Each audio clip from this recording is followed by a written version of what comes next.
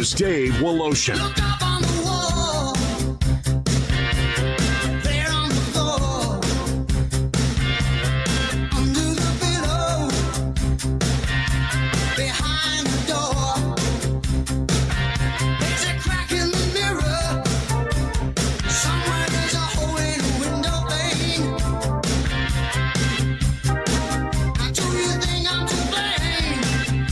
Tell me, do you think I'm to blame? You're never there. When you show it, you stop and stare. Good Friday, everybody. Nice to have you aboard. AC Media Days are now in full swing. What is Tim Pernetti going to tell the people? We'll try to check before we are off the air. He's in St. Pete, across that Bay Bridge. Yesterday, the SEC Media Days came to a close. It's interesting to see Ryan Silverfield wearing red. It was interesting to see Sutton Smith, who had great fond memories, not of the ACL tear, but of the AutoZone Liberty Bowl 64-yard run on the drag route that he described, and all the other great memories that he had. It was good to see them, but it sort of was painful to see them in different colors because they were so good for all of the Memphis football fans. This was crazy. We got a busy show. We're going to be joined by Robert Miller, the executive director of the FESJC, here in just 1 minute. Andy Schiffman, as usual, will join us, our agent from Priority Sports in Chicago on the NBA. We'll get into that. But as we talk about college football, the ESPN execs did this thorough, exhaustive simulation with their AI computers 26 times. And they did it for every conference. They did it for who might win championships. I think Miami had the most. And there were some weird things that happened. Memphis, by the way, in the simulations, won the league more than anybody else. However, I must raise my eyebrows and wonder about this whole thing because second was Tulsa. Tulsa picked by most of the experts near the bottom of the league. UTSA was third. Okay, if UTSA learns how to win on the road, they got a chance to be good.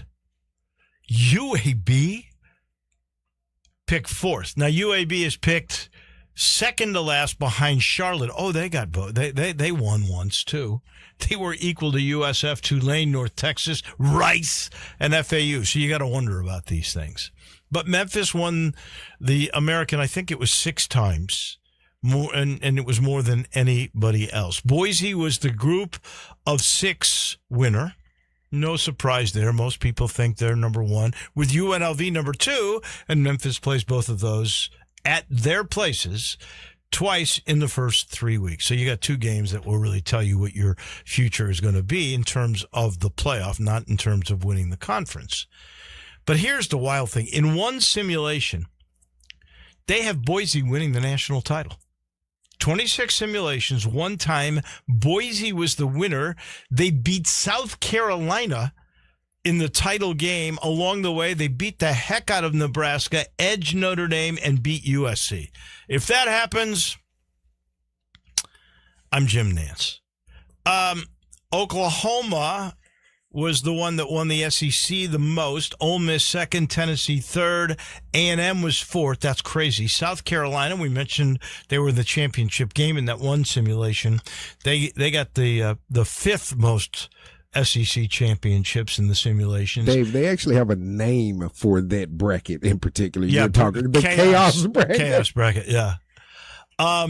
There's no Georgia winning an SEC title. No Alabama. No Texas got 1, and that was that's crazy. That stuff's not going to happen. But maybe the craziest of all. Did you see the Heisman Trophy race?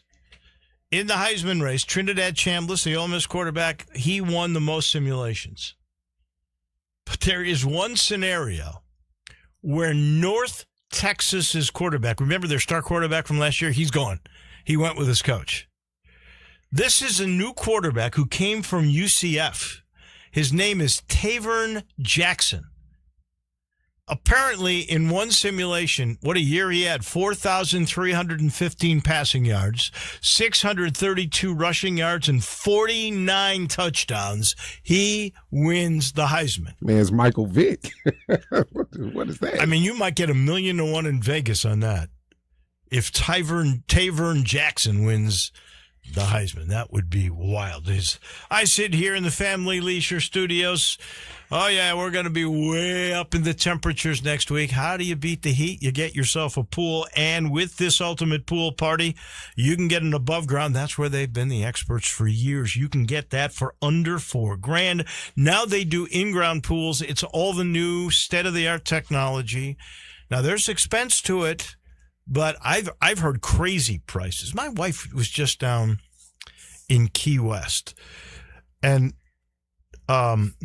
apparently Ernest Hemingway's wife, back in the 40s, built a pool at their estate in Key West. So $20,000 to build a pool back then. That would be like, what, $200,000, $300,000 now? You can get this new in-ground technology and in-ground pool from